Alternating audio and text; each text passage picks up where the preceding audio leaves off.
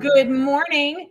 Good morning, all you glorious coffee and non-coffee drinkers out there. Grab a cup, circle up. The Coffee Table Talks is live. We are still live, too. So,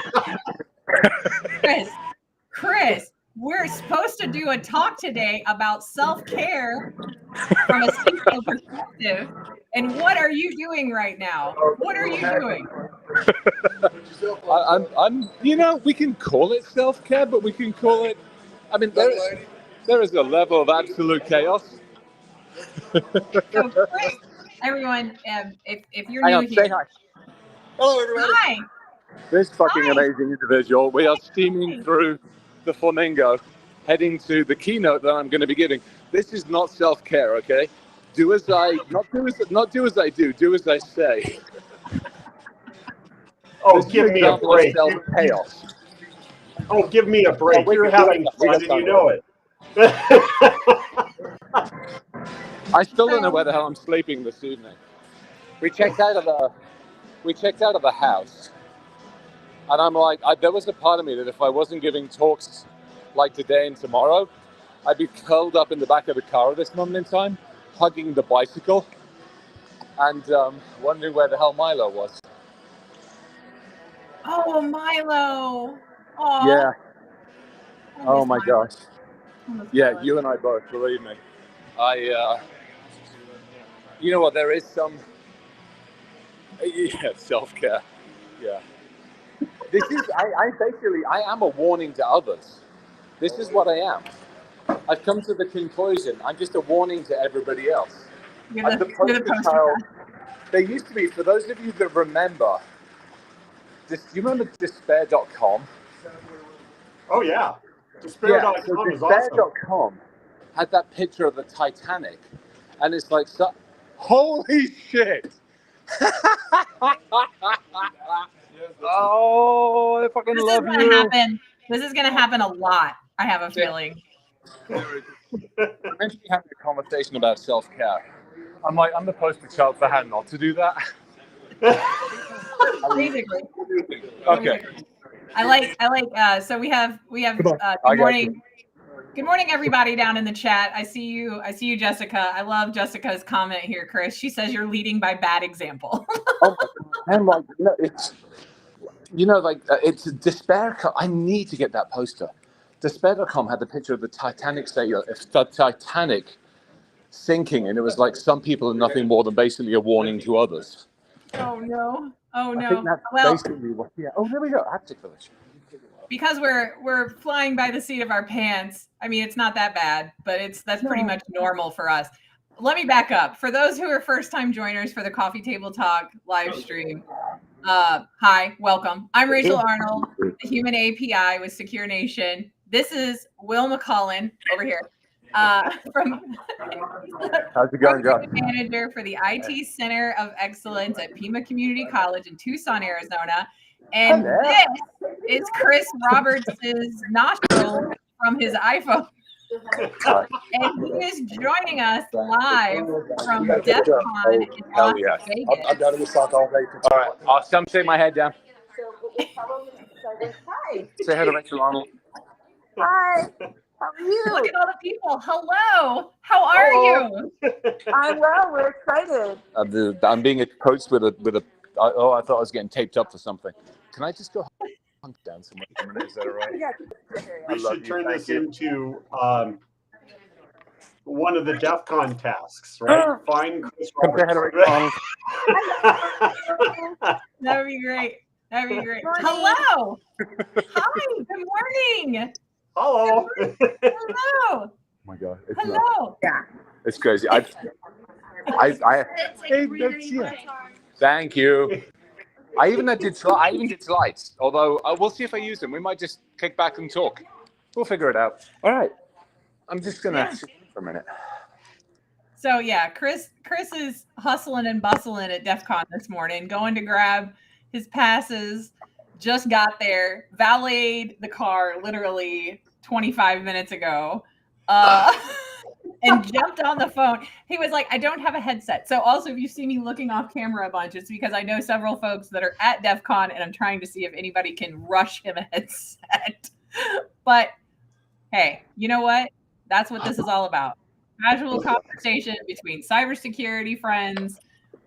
Here, you can't get much more casual than this. Well, what Hey, we let's should have go. done is have him turn the camera around, right? If Yeah. you turn the camera around, then it could have been the Chris cam. We could have just put that up in the corner, right? That's what, you know what? I will ask Joshua to bring the GoPro to GurCon when we go to GurCon next month, and we will hook that up. We'll have to do that again. Yeah, we'll have to play with GurCon. All right. We'll hook that up. Yeah, we got to do that again. Okay, I made it. That was. I'm impressed. You're impressed. So it started. Woke up this morning, went to bed at, I don't know, maybe 2-ish or something like that. Really couldn't settle, normal stuff. So I got up, did like a bit of a LinkedIn reset and a bunch of other stuff. Got some email done. Yeah. Woke up at about 5 something. I'm like, I'm going for a freaking bike ride, because my bike ride, back to the self-care thing, my bike riding is like the nice, I wouldn't say settling, but it's definitely, it's been really good for stress relief. Came back to the house. I'd packed up, Alan Alford and I had packed up the whiskeys, the first load of it we ran through the dishwasher, and the second load had finished. So got my stuff packed up, got the whiskey sorted out, got the glasses sorted out. There's like 100 glasses, 40, 50 bottles of whiskey, a whole bunch of other shit. Because we rented a house, and we had there's a bunch of us staying in the house. I realized, because I wasn't originally going to stay, I was basically going to see everybody and then get the hell out of here today. But then Aviation Village, I didn't realize I'm talking tomorrow. So I'm like, shit, I need to stay for that. And then a bunch of other stuff, Hacker Jeopardy and a bunch of other stuff. And obviously this is family, but so is obviously the black hat side of the world. And I'm like, hey, Pat, I got to get sorted. I need to get some stuff done for work. And then, oh shit, I got my time zones mixed up and I thought I had extra time. So I'm like, I've got to get into DEF CON. I've got to find the line. I've got to valet the car, make sure it stays out of the sun, because there's 40 bottles of whiskey, a dozen bottles of wine, and also get a badge fitted out. And LineCon is normally lunacy, so apparently I managed to avoid LineCon. Dear goons, I love you so fucking much. Thank you. And then get out here all while talking on this. Then I realized I didn't have a headset with me. So I'm normally relatively organized, but this is about normal for this week. You know what? That's what cybersecurity is about, though. I mean, roll with the punches, right? It is, and I think it's that ability to adapt. But I think there's level, and it's one of those where, and I talk about this every now and again on LinkedIn. And for me, there's like 3 pillars. You've got, the human. How am I feeling as a human being? There's all the surrounding stuff. How is life? How's everything around me? And then there's how's work. And the life thing with all the health stuff and everything else has definitely somewhat been in tatters. But what really helped is I had a really good friend. I had a really, really good friend come into town. She wasn't going to come into town, but she ended up coming in for 36 hours, maybe 48 hours. Anne-Marie Zelmoyer, and she came into town and we got to hang out. And you want to talk about a refreshing night and day, just somebody who comes in and can give calm. And she is absolutely fucking amazing. And so it's so nice just to be able to hang out with her at the house for a little bit, sit down, and we shared war stories. And that just really settled that life pillar. And I think that just helped figure everything else out. The work pillar's not bad. It's relatively good. Charles's last day was today, so I lost my CTO, it sucks. So I got to figure that shit out when I get back. I had some amazing fucking conversations these last couple of days. Talked to a really cool company who is doing some mining on the seafloor for rare earth metals, and so they want to have a conversation. So that should be really fucking good. And then talk to Major League Baseball. So yeah, we'll see. Wow, you got a lot going on. So that's about normal. So one of the things that inspired me to I didn't chip the nail polish when I fell off the bike and hit the rocks. I did not chip the nail polish. That made me a lot happier. Yay! Good job. I'm excited. No. Yeah. So one of the things that really inspired me to pester you, because I try not to pester you, I really do. I know what your life looks like from the outside looking in. So I can't even. It's all that childhood Catholic guilt. I just can't. I can't ask you. I'm just like, I'm so sorry. Like, There's no, it's good. That deity and I have got a good relationship. We keep away from each other. I won't expose the fact he's using an IBM mainframe, and he leaves me alone and doesn't strike me down with thunderbolts. It's a good relationship. Look, I had a guest on a couple of years ago that actually was an expert at IBM mainframe security. Just saying. Just saying. I mean, the half the bloody world still runs on fucking IBM mainframes. I mean, that's the scary thing about it. We all sit there and we're all sitting around, running around with these bloody things. But behind the scenes, there's a bunch of fucking old AS400s still running the planet. What do they exclude from the pen test, Chris? Oh, yeah, no shit. That big old box in the back, which just keeps all the entire world running. Because, they put crypto cards in those things once upon a time, like fucking 20 odd years ago. And they were like, oh, this will be fine. Everything's good. 4-character password still. Yeah, it'll be fine. No problems. Exception approved. Yeah. So we put that team down here in Tucson, right? The students get to go down and go through the data centers and on tours and things like that. And they're really cool. Oh man, it would be so cool to take one of those big mainframes, right? Take the cabinet and turn it into a refrigerator. They're just really cool boxes. I know somebody, so this is dating me a little bit because I got to work years ago with the Crays. Not the Cray twins, for those of you dialing in from my home world, but the Cray computer systems. And I ran into another one of those. Somebody had actually taken one of the Crays. So there was one once upon a time. There was this big, basically octagonal-ish tower with the seating around it, and the thing was just ridiculous. And they'd actually literally turned it into like a coffee lounge, like the feature in the coffee lounge. It was absolutely. I mean, it was just. Just amazing. Those things in the time were just ridiculous, and now we're running around with fucking flipper zeros that have got more processing power than those things. Right? Did you get one yet? Yeah, I have. Yeah. I have.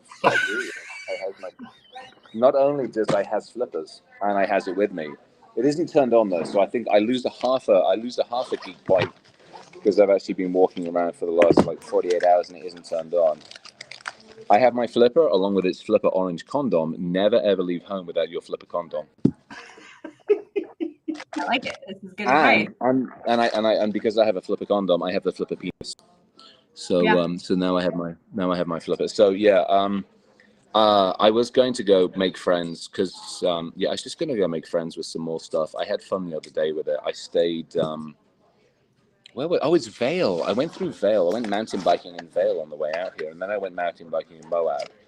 And Vale's full of yuppies and silver spoons.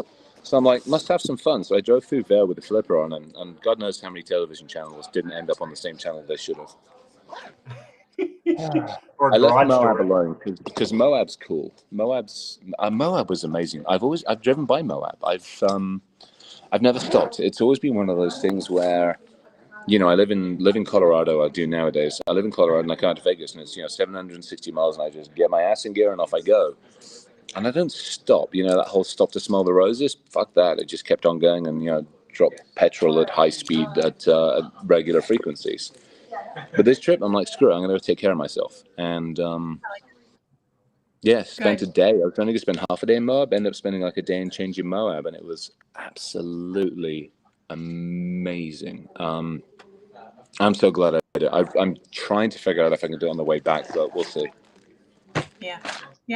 Well, that's you sharing all the pictures on LinkedIn with your biking and everything is what really inspired me to grab you here to talk about self-care, because I am so proud of you for doing that, because I know that you have neglected yourself for a very long time. Yeah. I'm gonna hug you so tight if you tell me it's okay. I'm gonna hug you so tight when I see you next month. Everybody keeps coming up to me and going, "Oh my gosh, you look so good," and I'm like, "Yeah, go get diabetes, lose 70, 80 pounds, see what it does." I'm so proud of you though. I know you kind of. Do you feel like the diagnosis really pressured you into paying attention to what you need? Come say hi to Rachel. I'm not working. I'm on a podcast. I'm on a coffee table talks with Rachel. Say hi. See, Chris is wearing a kilt. Will and I in the pre-show before Chris joined us, we're talking about Will wearing a kilt to GurCon, and I was like, "You should definitely do that." Rachel, Arnold, Will's down there as well. We're doing the coffee table talks. I'm probably going to end up going on stage live with this, and we'll figure it all out. We're going to have fun. It's going to be great. We're going to get to sit on a DEF CON talk, you guys. Oh my god! Yeah, totally. Oh yeah. No, I think I was losing. I've always tried. I don't know if you heard the question because you had somebody come up and say hello. I did hear about it. Yeah, a little bit. I think. So what was interesting is I was losing, and I've been large because I've done like highlighting and all that kind of good stuff. A couple of years ago, and it was probably a couple of years ago, I realized because my knee started to hurt a whole lot more that I'm like, my ass is getting older. I can't keep doing this to myself. I can't keep, basically not just burning the candle at both ends, but taking a flamethrower to the middle of the stupid thing. Yeah. And it was like, okay, I hate, and I do hate, I hate, it's not really admitting defeat, it's admitting the fact I'm getting older. And it's also admitting the fact that I can't do everything. I'm not good at that. I want to be the best hammer thrower. I want to be able to do the Highland Games at the highest level, a bike loss. There's this list of things I've done, I want to do, and I want to continue to do. And at some point, you've got to turn and say, look, you can't do everything. I can't be both the hacker I am, the CISO I am, and go study brain surgery. I'd want to be able to do that. I really want to be able to do this, and I can converse in some of those things because of the biohacking stuff and the nano stuff, but I can't do everything. And so that's a hard realization. And I'm so freaking competitive that it's hard to take that step back and go, you have to let go of a few things. You have to, and it's not admitting defeat. It's just, look, this time round in this life, I can't do everything. Next time round, maybe I can do something different. And that started to seep in a couple of years ago. So I started to lose a bit of weight, and I went from, the heavy hammer throwing stuff. I was 310, 320, 330 so. And towards the end of last year and beginning of this year, I'm like, all right, I've got to get back into doing something other than throwing heavy weights. I'm like, let me start doing a little bit more cardio. Let me start training a little bit differently. And so January rolled around. I was probably high 260s, early 270s. And I'm like, let's start losing. So I did. I started to do more cardio, started to change the way I ate, and I started to see the weight come off and all this kind of good stuff. And then the weight started to really come off. And it came off in an uncontrolled way, and I got less and less energy, more and more tired, wasn't able to do stuff. And in the end, they called the medics out, and welcome to diabetes. And I think what I've done is I've taken the hacking mentality that I have. I've taken that desire to challenge myself and channeled it into, how do I make this work? Rather than going, oh my gosh, it fucking sucks. Let's just start with the easy one to have it. But rather than go on the pity party thing, I'm like, fuck it. Let's hack diabetes. And so it went from having to do the finger prick that I've now got, I'm now patched up. That reports out to the phone. It reports out to the phone every single, couple of seconds. So if I have some food or I have some liquid, I get not quite immediate feedback, but I get relatively rapid feedback to go, that's how that changes that. So if I have something carbohydrates that turns to sugar, I'm like, do I check down with liquid? What can I do to offset, attack and defense of my body? And between that and going, hey, I need to do something cardio-wise or something. So I got back on the regular bike, and I'm like, all right, this isn't bad. Actually, went out and got myself a hardtail, carbon hardtail, used one, Craigslist, and really started to enjoy it. And now I've got this one of the hybrid bikes. I've had it for like 2 weeks. Trek and I worked out some pretty good deals, and the store in my neck of the woods in Colorado has been like ridiculously good to me.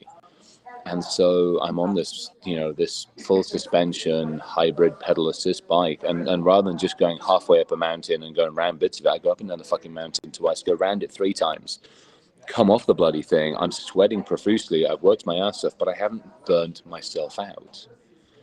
And I think that's an important lesson as well. It's like I'm also learning to not go at something until I drop. It's like, no, I'll go biking, I'll spin on the bike for an hour or two, but I'm not going to burn my ass out and come back knackered and go, oh, that was good. Fuck, it wasn't good. So, it's not the whole everything in moderation, but it's definitely it's trying to take a different perspective of things, and that's helped a bunch. It's also helped a lot with the mental state. Getting out on the bike, especially the hybrid bike, you have to concentrate. Like a regular mountain bike, you can take your brain off every now and again if you're not doing anything too crazy. But this thing has the ability to go faster. It's heavier, which means it's more concentration. And it's a different style. So I find myself for an hour or two or three just lost in the bike, which is an amazing thing to do. So yeah, I absolutely advocate for it. That's awesome. Hey, somebody is joining, listening in. Jonathan Kimmett. I think I've introduced you to. Come find me at the AppSec Village. Yeah, I'm hanging out at the AppSec Village. So we're back in the Flamingo. You want to talk about memory lane? So this is scary. Once upon a time, I actually got married in Las Vegas, and we're talking 20 something I was years like, ago. really? Yeah. Really? When Michelle and I were together, she was pregnant with Morgan. So we are going back to, Morgan was born in 2003. So it was like DEFCON 10, DEFCON 11, something like that. So she was born. So yeah, this would have been, July, August 2003. So yeah, 20 odd years ago. So yeah, it would have been DEFCON 11. I was giving a talk over at Black Hat over at Caesars. We were staying over here, and she and I had been together on that for a couple of years or something like that. And she was pregnant with Morgan, and we're like, hey, let's do this. So we ended up getting married in the Whitechapel, down at the Whitechapel place, the little white prairie Whitechapel. So the only thing that Morgan has from that is like one Polaroid, and that was it. Wow. And all I have is a lawsuit. So yay, life. Well, that part's not fun, but that's a cool thing. Yeah. I didn't know that you did. That's awesome. Yeah, that was. Josh and we're gonna I think just I'd done at that point. Yeah. So what goes around comes around, because I'd done DEF CON. I think 10 or 11 was probably like my third or fourth DEF CON, and it was because actually we were staying here over in Caesars. It was on like one floor of Caesars. This shows you how long ago it was. It was like one half of one of the medium-sized halls at Caesars. DEF CON was still down at Alexis Place. So you would go from there, you would get out, and you just walk past the Flamingo, and then eventually end up down at fucking Alexis. Nowadays you bounce between fucking 10 different hotels if you're lucky. Yeah. Wow. B-sides wasn't even a thing, let's face it. Yeah. Oh, there's an insane amount of people there now. It's crazy. Yeah. So I am almost ashamed that at this point, how many conferences I've gone to, and I have yet to do summer camp. You've got to plan it. I don't plan it because I should plan it. I mean, I do and I don't. Let me rephrase that. I let others plan it for me, which is probably not the best way of dealing with it, because they're like, hey, we'd love you to come do a talk. Hey, we'd love you to do this. Hey, can you do this? And I kind of fill up the calendar on almost like a first come, first serve. And then I'm like, and in normal years, you can actually get between hotels relatively simply. But this year, because some muppet in the funder decided to put fucking Las Vegas on here, and rather than build a purpose-built stadium, they decided to run it on the streets, which means every single fucking street here has either got dug up because Formula One cars need smooth surfaces, or has got traffic and bloody construction machinery on it because they're building the entire circuitry system, or it's a nightmare. I ended up taking the 4x4 off-road on the road to get between places a couple of days ago. So yeah, you busting in? So, come on in. We don't have any flamingos. Why not? So Chris, I know what you do in your personal time for some of your self-care, right? We got cuddle time with Milo. We've got biking. Yep. We've got decompression like that. How do you slot in self-care around a busy schedule like the one right now? Like away from home, conference time. Like, you can't be go-go the whole time, are you? Or do you just go and then go home? I used to. So it depends. So I used to. So a perfect example is like when I go to Cyber Week in Israel. That's go-go the whole time. I get to sleep on the plane on the way out, and I get to sleep on the plane on the way back. And normally when I get back, I give myself an extra day to just curl up and just not deal with life. Here, it gets a little rougher. And truthfully, a lot of it is because I drive. So when I drive out, or when I drive back, so if I leave tomorrow or Sunday, I have, let's just say, call it 10 hours. I've got 10 hours in the car. I've got 10 hours of me. I get to chuck the music on. I get to have the temperature at the temperature I want to be at. I get to stop when I want to stop, drive when I want to drive. I get to kick back. I get to have the massage seat on. I've got 10 hours of peace and quiet, basically. And the phone is literally playing music, and that's about it. Maybe I'll stop and do, shoot messages to folks along the way. But for the most part, that's my unwind time. Now, yesterday was probably the best example. I had to take Anne-Marie back to the airport, and that sucked. I wasn't willing to let go of that anchor, should we say? Oh, not anchor, the wrong way, but I wasn't willing to let go of that island because that has so much meaning to me. And especially with a lot of other stuff I have going on at the moment, Anne-Marie is just an amazing person, and she's got a lot going on as well. So it's really nice to have that just commonality and conversation. So taking her back to the airport sucked. Then I had to deal with an incident response stuff going on here at one of the conferences. And by the time that was done, I basically went back to the house and I curled up and I went to sleep. And I basically took I set the alarm, and I basically took 2 or 3 hours. I actually sent messages to a couple of the meetings I was meant to have and said, look, I apologize. I'm not going to be able to make it. I've had to deal with some stuff, and I need some me time. And I need to just curl up and depart. And I think a few folks actually fully understood that. And I'll reschedule the meetings. I will give them extra time because I owe it to them.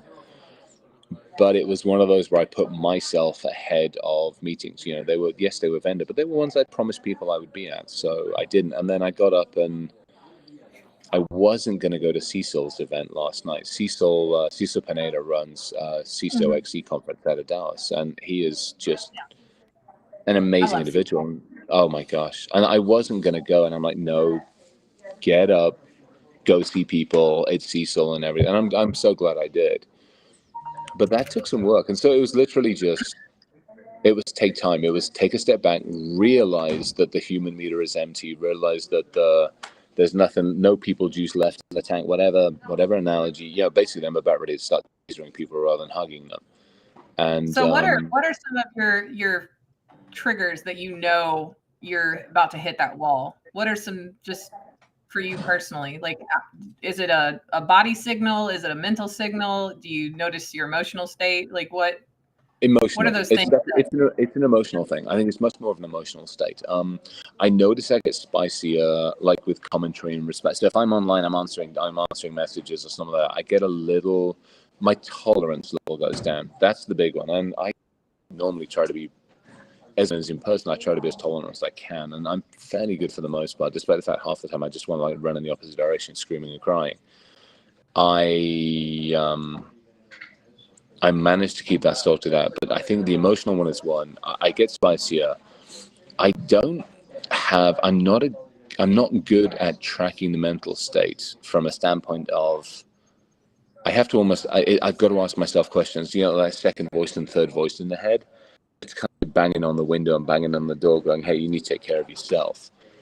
And unfortunately, normally it's other triggers that figure that one out. It is first and foremost, I think the biggest one is, when did I last eat? That's probably one of the biggest indicators. If I look around and go, I think the last food I had was at the house, a kind bar as I was leaving the house, kind of thing. And it's, whatever, it's 5, 6 o'clock in the evening. I'm like, take a step back, go eat food and ignore people for a little bit.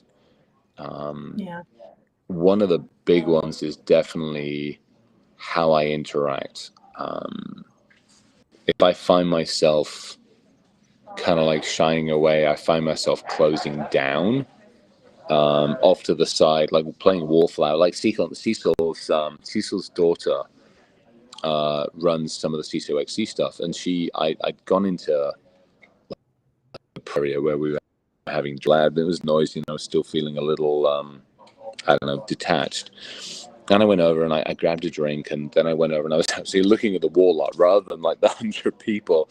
I was looking at the wall art. I was I wanted my own bubble, my own world. And she came over and she's like, so, staring at the wall, doing? And I'm like, well observed. I'm getting there. So, but I had a drink. I found a safe out with, because it's like anything, half of it was half of it was definitely others that wanted to talk, and I'm like, I'll have a conversation or two, but they're on my terms, and the rest of the time I just want to hunker down with somebody who's not going to try and interrogate me and want my checkbook. So That's fair. That's fair. yeah, I've been there. I figured out what my physical triggers are, like whenever I've noticed it, and I'm lucky enough that I have people that are in my inner circle of confidence that they'll be really honest with me when they just look at me and they're like, "You're not okay right now. Do you need to go somewhere?" yeah. I thought, Ryan hit me up. It was last night. He's like, he said something, and I was honest with him. I'm like, no, I'm not good, but I will be okay. It was like this morning. I was not looking forward to this morning. I was dreading it. I knew I had to get up. I knew I had to pack. I knew I had to sort stuff out of the house, get everything cleaned up, get everything sorted out. I knew I had to get the car sorted, find the right place, avoid all the roadworks, get here, get in line, get the traffic. And I got to be honest, I have this as well, because I'm like, do I have enough cash on me? If I don't have enough cash on me, I got to go find an ATM. I got to find it in a safe space. And luckily, I had, so I got a whole $10 left. And I was concerned about that. And I'm like, okay, do I have enough cash on me? Do I have to be able to do this? Because it's there's a lot going on. So I managed to get through, and thankfully, the nice thing about it is the goons here are just fucking awesome, like serious, hugely amazing, and they got me up to the AppSec village, and I get to hunker down for a little bit, which is invaluable. So when you're hanging out with folks, I mean, you enjoy the environment, right? You're here with peeps. Does that restore you, or is that more of a drain? I think it depends upon the environment. So there's a bit of a balance on the whole thing. So a perfect example, like coming down to PIMA and hanging out with the students, there is definitely a restorative piece to that. It to some degree recharges the batteries. But it's recharging the batteries on like believing in the industry, believing on things, having fun, enjoying it. But it's also taking down a different set of batteries, which is interacting with human batteries. So on one hand, there's this whole, this is great, this is fun, this is amazing, I'm enjoying the hell of it. But on the other hand, my human, it's not even tolerance, because that's almost arrogance. My ability to, it's tolerance without arrogance, trying to be. My ability to just want to be around other humans is just going down and down and down and down and down. And so you find yourself borrowing from this. You borrow from the, hey, I can keep myself going because I'm interested in the industry, and then this ends up coming down, and then you hate the fucking industry and you just don't want to deal with humans. And I think that's where I end up with that balance. Like I love coming out to Vegas to be with family, so that's this side of it. How I interact with that family is over on this human side. If I get to sit down one-on-one in a quiet space, this has more time. I'm happy to do this for an entire day. If, like last night, perfect example, like with Cecil's event, I left it at 9:30, 10 o'clock because this one had dissipated. I'm like, because it was loud, it was noisy, it was busy, there were a lot of people there, and I'm like, I don't want to borrow from this one because this is my reserves for tomorrow morning. Like my desire to deal with lots of humans is just too much. If we've been sitting in a quiet setting and hanging out with a drink or with some good food and just quiet setting, I'd probably be a lot. I'd midnight, 1, 2 o'clock in the morning. And I think I think that's probably the best way I can describe it. It's two sets of batteries. Right. Yeah, I feel that. I definitely feel that. I mean, and you guys, so being neurospicy. Yeah. We're here. Right. Whenever we did that PIMA event that you were referencing, Chris, you guys saw me. We were all staying in the same house together. And what did Rachel do for self-care? I went off to a couch by myself in a corner to where people were concerned. They were like, "Are you okay?" And I'm like, "Nope, decompressing." Like, because Rachel not masking looks like I am having the worst day possible and somebody ran over both my dogs. Yeah. Like, there is no emotion whatsoever. It's totally deadpan. I am off staring into space, and it's recharging. I know what that feeling is. Yep. And I have to, absolutely have to set that time aside. Yeah. Or I implode on the back end of it. Like, suddenly none of the circuits are firing correctly. I can't keep my own thoughts straight. Probably can't remember my own name and may have some sort of a physical breakdown. You know what's interesting? So, perfect example, go back to the PIMA college one. I had Milo there. Yeah. And that to me made a huge difference. And I think that I know I owe him, otherwise I wouldn't be here. But I continue to owe him because he's like, best analogy, he's like the battery pack we all carry around with us for when our electronics get low. We're like, I just grab the battery pack and plug it in. That's Milo's power bank. I can lean. I've never thought about it that way, but that's probably the best analogy. I can lean on him as like a good set of reserves. I just have to see him or be random, or he's laying down on the floor, which reminds me to take care of myself. Or I just get this thumbs up, and it's a combination of, hey, how are you doing? P.S. Do you have snacks? Yep. That was so fun too. I was so excited when I found a house that was totally going to be cool with us having a furry human. Yeah. Because whenever I was, I put that together, and the first list of priorities, no offense to any of the actual humans that were at that event, was Milo. That was priority one. Chris asked for Milo, and I went, okay. And that's how I searched for a place for us all to stay. Was I looked for Milo friendly everything, and oh god, that was appreciated. It worked out well. Yeah, no, and just having Milo around us was it significantly helped me too. I think that's why I love Milo so much. So dogs are incredible. I mean, you see mine. They're here all the time. My emotional support animals. Yeah. I mean, holding down the couch. I think that's the right. I mean, that's the thing. I'd love to bring him out here, but then that to me isn't then fair to him. So then there's that balance.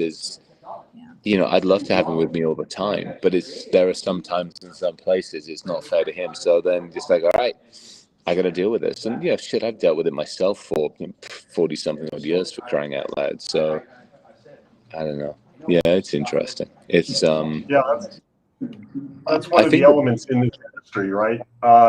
Because there's so much neurodiversity elements taking place, that people need to understand that there are capacitor levels, right? That of that just being in that social situation, when you have people that are looking at you, and it's like, how many times have I looked you in the face, and is that too much? Is that too little? Those kind of processes are going on that a lot of folks just are not aware of, as to how draining that can actually be. Yeah, it's important for anyone that just is, neuronormal, or whatever normal is. But there's as a neurodivergent representative of that community in cybersecurity, and then also going out to do public events and speaking and stuff like that for myself, it takes me a lot of energy to keep up. And I know when I've drained the battery, like, it's instant. It drops off like bam, it's done. I'm done. I gotta go find, I love you all. Can you hold that thought for like an hour? Just an hour.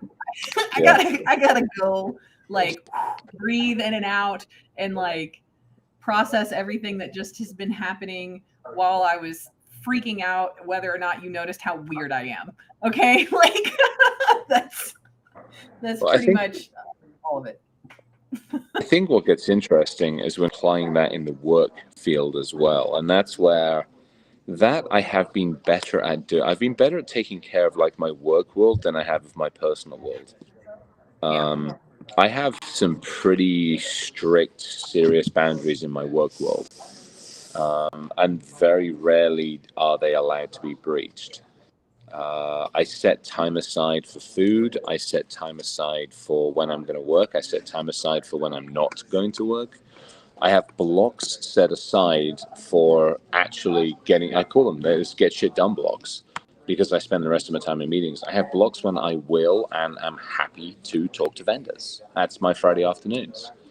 I have my one-on-ones with my direct team and with my peers, and that's all on Mondays. So my Mondays, I mean, I typically, my Mondays, I have 12 to 15 meetings, but they're all 30-minute meetings. They're catch-up meetings. They're 30-minute meetings. They're everything else. You know, we have, as a core team, we have a meeting every morning to see how our pain level is and how we're doing. So I'm fairly regimented when it comes to that. And, you know, I will down tools at 6 o'clock. And unless the building's on fire, you won't hear from me again until 9:30, 10 at night, because that's my time. And you will not set a meeting before 10 a.m. because, again, that's my time to get into the office, settle down, see what's going on, check in on things, and actually hit the day in a productive way rather than in a reactive way. So I've had those in place for years, and I've kept them pretty damn regimented. And that's worked really, really well for me. And you just have to train the people around you to accept the fact that's how life is. And, you know, sometimes it'll take a couple of months, but people get it eventually. I was gonna ask, how does you as a leader of your cybersecurity team, do you find that your behaviors influence the behaviors of the rest of your team? Do you see that they also feel more apt to set their boundaries as well? Yeah, I think absolutely. I make sure that people set their boundaries, and I don't say I mother hen them, but I'm not far off of that. You know, I will watch the team. I will see how the team is doing, and I will have you know, if I see something, I say something. You know, and if I see something along the lines of like, hey, there's something going on with people, or there's something happening, it's like, hey, what do you need? And if need is get the hell out of the office, then it's like, get the hell out of the office. I mean, there are folks there in AM hit me up and go, hey, do you mind if I grab tomorrow afternoon, or you mind if I grab Friday off? I'm like, as long as everything's done, e-team updates are in, this, get the hell out of here. I don't want to see you. Because you want to keep the team ticking along and working nicely, but not regular level stress. Because there are times, we all know this, there are times when shit hits the fan. At that point, I need everybody to switch on. I need 11 out of 10 out of everybody for that period of time, and then we can go back to the ebb and flow. And I'm also, you know, I take very good care. You know, you lead back to that leading by example. It's you know, do not let people double book. Do not let people treble book times. Delete meetings, because you cannot be in two places. Therefore, don't even try it. If people double book, just be perfectly okay with deleting and saying no to the meeting. Because if somebody cannot be considerate to you over your time, why should you change for that? Yeah. So from a student perspective, right? Somebody just getting into this realm, from the things that you went through, right? The experiences that got you to where you are now, thinking about starting at that point, what were your strategies? What advice would you give to somebody who's trying to get into that realm and running into those hurdles? I think it is, you know, I mean, DEF CON's a perfect example. GoCon's another great example. I mean, there are some amazing local resources. I mean, get involved. And it doesn't mean you just have to go along and mulch around and not talk to anybody. Go volunteer. You know, so many of the conferences these days are looking for volunteers, want some help. They want you to chuck on a volunteer shirt or a, you know, goon shirt and help others. Do that. And the nice thing about it is there's schedules. So again, if you need that human time, you're on for X amount of hours, you're off for a bunch of time. And so you get that time to relax and unwind. And guess what? You put on a volunteer shirt, people will talk with you. You put on a goon shirt, people will definitely talk with you.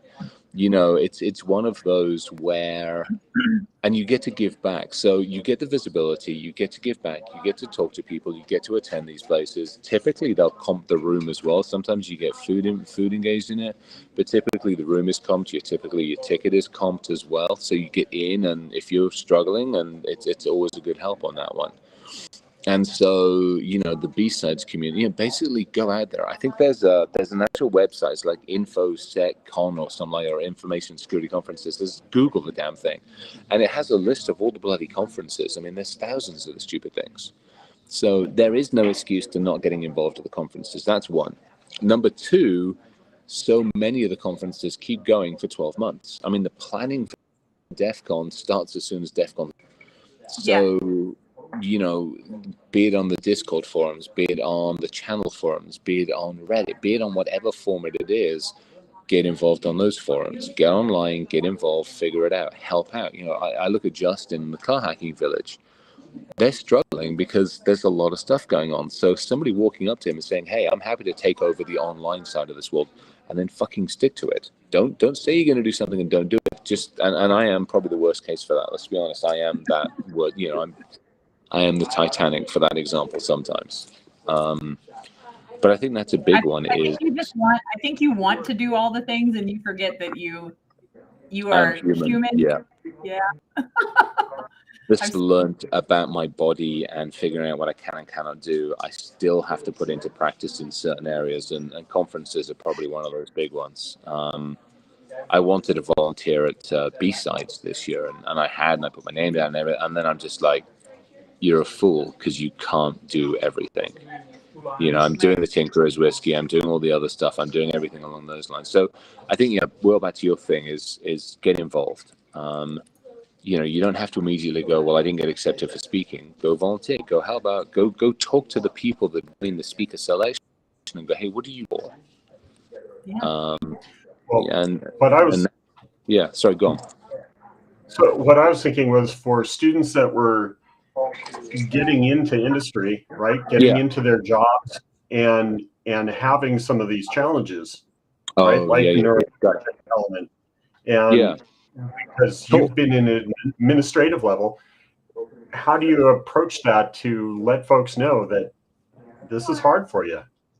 I think it's talk. It's all about communication. So, especially during, and not even just during the interview process, but I think it's one of those things where you talk to the people that are in charge of you. And I think it's one of those things that if you are not in a place where, let's say you're having regular one-on-ones with your manager, your director, your leadership, it's about to get busy. I think to me, it's one of those things where if you're not having a one-on-one, you proactively go out and say, hey, I would love to have a regular one-on-one with you, my leader, my manager. Because that person isn't here just to make sure you turn up for work and you do your fucking job. That person's there to and they get drilled to make the best of you. And that means work, home, and everything else. Awesome. You rock. Thank you, sir. And I think that's one big thing because, so it's one of those where, if somebody's not being proactive with you, you get to be proactive with that because now you're also showing a little bit of aptitude on that whole thing and say, hey, I want to have a one with you. Because then they get to know you as the human. Then they get to understand that life happens. They get to understand that maybe you've got stuff going on outside. They get to understand that you think differently, you look at the world differently. And the more you help them understand who you are, the more accommodations that they will have in those conversations. I've had folks on my team send me a message in the morning going, hey, my brain's not in the right place. I'm like, then don't come in, work from home. I got you covered. Because I know them well enough because we talk pretty much on a daily basis, but once a week we sit down and perfect example. So I have everybody on the team keep a Word document about what they've been working on the week. Nothing drastic, nothing too crazy, and everybody gets to do it their own way. And then we review it the following week, and then we set goals for the next week. It's basically, that whole nice methodology of how you actually get worked with people. One of my crew calls her document, I love myself. And I'm like, that's fucking awesome. I love it. Because it shows everybody that they've got accomplishments and that they're able to do things. And when they can't, there's stuff on there and I get to help them. I get to see what they're working and I get to help them. I get to help provide some input or I get to ask them, so what would you do? So that's that feedback back and forth and all those kind of good things. So I think that's another big one for me is it's a two-way communication. This has got absolutely sod all to do with technology. It's all about how do I communicate and how do I collaborate with the team around me, with managers around, with the leadership. So that to me is the big stuff. And for all the students out there, that's how to recognize a healthy work environment. Yeah, and Will, I mean, that's a huge thing. And I think not every work environment is that way. Now, don't sit there and complain about it. Go up and say, hey, I want to change this. Can you work with me? And at that point, you're either going to get one or two answers. A manager's going to go, wow, shit, that's really cool. I love the idea. Let's do that. And they do it. Or they're going to go, fuck off and go do your job. At which point, you go look for another job. It's as simple as that. Or go talk to the people team or the HR team and say, hey, I would like to have a conversation about how to make the work environment more productive, more effective. Are you willing to work with us? And be that leader that does that. And again, if they react in a positive way, fantastic. And if they don't, fuck off and go find another job. I mean, don't stay. It's not worth the mental burnout to stay in a shitty place. It is not. There are jobs out there for all of us. All right. And if you get in a shitty environment, it's not you. Yeah. That's the big one. Yeah, I've walked out of jobs. The shortest I've ever lasted a job was break time on day one. Yep. Wow. Are you getting? By the way, Yep. are you getting called to get ready for speaking? Yes, they'd be people's coming in and people's expecting. So I should probably disappear soon. Okay. Well, thank you for making time to come speak up with us. And Thank you. Are there any parting words that you'd like to offer for the group of roughly 100 people that are chilling out with us this morning? Yeah, I think it's a simple one, and I'm gonna borrow words from Ryan Cloutier because he actually says it right. We are analysts. We are working in a very, very digital world. Be kind to each other. We still are humans on the other end of that keyboard. It doesn't matter who it is. It doesn't matter where you are. It doesn't matter anything, race, color, orientation, limb count, the whole fucking lot. We're still humans on the other end of this damn keyboard. There's almost 8 billion of us on this planet. We should probably try to figure out how to work with each other a little more efficiently, a little more effectively. So sometimes it is a case of take a deep breath and not just figure out how to work with somebody else, but also take that mindset and go, if I'm about to get spicy on the keyboard, what do I need to do about myself?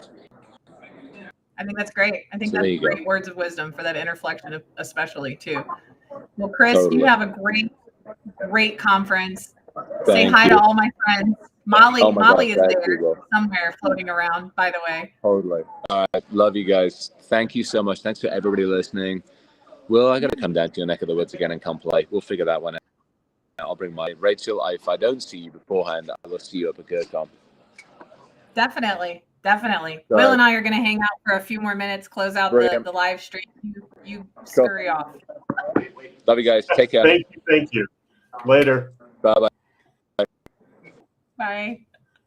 So I love Chris. Do you know how much I love all the it's like controlled chaos, you know? But yet in the midst of all that controlled chaos, it's determined to be a gentleman. And that's awesome. It has very much a compassion for the human condition. Definitely. Obviously. Definitely. That's a good leader. I definitely resonate with the whole, and if they don't do that, that's how you know you're in a bad environment. You don't say. Well, that's so hard for so many, right? It's real easy, especially when you're starting out, to get into a job. And if you're in a toxic environment, then you have a leader that is judging you on a regular basis. Yeah. And so it's very easy, if you're trying to grow, if you're assuming that you're in now the realm of professionals, people who know what they're doing, then when all that negative stuff comes at you, it's real easy to take that and say, oh, that's me. I'm not worth that much. I don't have those abilities, and judge yourself, when instead you should be looking at this and go, okay, wait a minute. Does this really line up? Yeah. And recognize that they're human too. I think something else is important about what Chris was speaking about in regards to, he hates that he has to say no, right? I think it's important to mention that self-care is not, right? You hear the word self-care and you're like, oh, that's a luxury thing, right? That's a take time for myself, and it's going to be an enjoyment factor for me. Self-care is not always enjoyment. Self-care can be as easy, as something that you don't want to do, right? Like, not all of us want to go work out, but it's self-care to go take a walk or get a little exercise in your life. And I'm talking to myself mostly. Okay, I'm looking me dead square in the eyeball. Go do that, because you may hate it, you may not want to do it, but it's still a piece of self-care that will help you be a better you, because your body needs it, right? And your mind needs it, and you need those kind of self-care regimens that you don't want, right? You're like, that's not going to be enjoyable. I'm not going to like it at all. But that's the point of self-care, is you're taking care of yourself, right? My kids don't want to eat their vegetables, but I try to force them to do it because, right, it's good for them. That's right. Some of these steps, saying no to the triple book meeting, you can't, Chris is right, you can't be everywhere at once. That's impossible. Like, say no. Block off your lunch hour, because you may hate doing it, but you need to do it. It's part of self-care. Well, that falls into the same category. I have no idea what this is like. You're mentioning talking to yourself, right? If you are somebody who is mission driven, right, and you're trying to make something happen, a goal, that, especially if it's something that's larger than yourself, it's really easy for that to take over. Yeah, it really is. My mother-in-law gave me some of the best advice ever. I think she saw me. She really did. She saw me trying to do everything and be everything, be the mom, the professional, the awesome spouse, the best friend, all the things all at once. And she just looked at me and she was like, Rachel, you cannot pour from an empty cup. You have to replenish you before you can give anything. And that's why it's so important. And I remember that I need to have it plastered on my wall. You can't pour from an empty cup, but you can't. And look how corny I am. You can't pour from an empty cup. Grab a cup, circle up, right? You can't. You just can't. Will, do you have any parting words or thoughts? Because my cup is empty and I can't pour from it.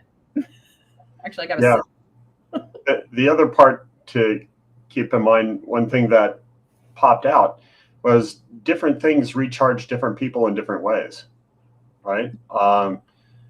I get charged when I'm around a whole bunch of students, when cool things are happening and there's lots to talk about. That doesn't drain me. Right. But to hear somebody like Chris Roberts, who loves being around people, right? And he loves talking, but it's still, when he talked about that duality of batteries, that's something that we all need to be aware of, so that we have an idea of the effect that we might be having on the other person. Yeah. And that's the hard part, to recognize that, right? Yeah, it is. It's hard. It takes a lot of introspection, a lot of being brutally honest with yourself about your capacity for different things and different environments, and really staying in touch with what your body, your mind, your heart is doing all at the same time, and knowing when to, put that white flag up and be like, nope, I gotta take a break. I gotta take a break. Absolutely. And I did the big mistake all the time of I would go, and I'd wait for the collapse. And then I would convince myself that 2 days off was going to be enough. No, that's not. Don't do that. You need a little bit. you can't just keep doing more and more coffee, right? No. We've got that quote in there, Gregor. Wie geht's, mein Freund, von Deutschland? Empty coffee cups are evil, right? Yeah, there you go. Empty cups are evil. They are. They're horrible. I gotta stop and take a water break every once in a while, or my kidneys are gonna shut down. You know? But you also need sleep, and if the caffeine is keeping everything constantly going. Yeah, exactly. Well, guys, thank you so much for joining us today. I know it was a bit squirrelier than normal, but hey, it's cool. And for everybody that's at DEF CON, I'm so jealous. Please send pictures. I love seeing all the happy, smiley learning things that are going on. Wait, hold on. Come on, Chris, where's your I got from Chris Bonhorst. Yeah. Let's see. Let me put this up on the right screen. Wait a minute. What happened? Show the entire screen. There we go. I'm so excited. What's going on, Will? Oh, I love it. So this was yesterday. Chris was sending back, just how nuts it can be over there. Yes. That's where we saw Chris walking through not too long ago, right? Yeah. Well, this is the line he avoided. Oh. That looks like social anxiety for me. Oh, wow. Oh, yeah. But it's lots and lots of people. Wow. If you guys ever see me in line at a conference and it's a line like that, please come hold my hand. I need an emotional support human. If Josh is not with me, please come hold my hand, because Josh is my emotional support human all the time. Or Molly. Molly's my other emotional support human. But yeah, it's wow, that's a lot. That's a whole lot. Oh, last year's DEF CON, man, it was massive. See, I'm an empath, and I feel all the feelings. I'm already like, just looking at pictures, man. Gotta breathe myself down. Anyway, thanks, Will. People. Tell Chris we said thanks for sharing pictures. Send more. We love them. Love them so much. You guys have a great weekend. Remember to take that time for self-care. It's so important. Okay. Yes. Just whatever it is, driving in your car. What Chris mentioned, driving in your car, listening to music, doing activity, right? Some kind of physical activity. Just sitting and staring at the wall, right? Sometimes can be very helpful. Find those support people in your life that are going to be brutally honest and tell you, hey, you need a break, and listen to them. Take the break, right? Set up your boundaries, stick to them. If you're a leader and you stick to those boundaries, your team is going to benefit from that culture that you've started, where boundaries are important, and they're going to respect you more. They're going to stick to you more. They're going to stick to you like sticky stickers, because they're going to love how much more balanced they feel being a part of your team. But y'all have a great weekend. We love you so much. We're going to see you next week. I believe that's actually the Burt Robinson episode with EthoPass. So you guys come by and see. Will and I are going to be at GurCon in Grand Rapids, Michigan for a live coffee table talks live from GurCon. Chris is supposedly, if he's not rushing off to do, he's going to be joining us again live. I may convince one of the volunteers for GurCon to also come and sit with us and talk more about what volunteering is like, the kind of things that you'll be asked to do, that kind of stuff. So it should be informative and fun. And we're going to have a great time. I'm looking forward to it. I'm looking forward to it too. That's going to be fun. It is. It's going to be great fun. You guys, we love you so much. Thanks for grabbing a cup and circling up. We'll see you next week. Same bat time, same bat channel. Cheerio. Auf Wiedersehen. Bye.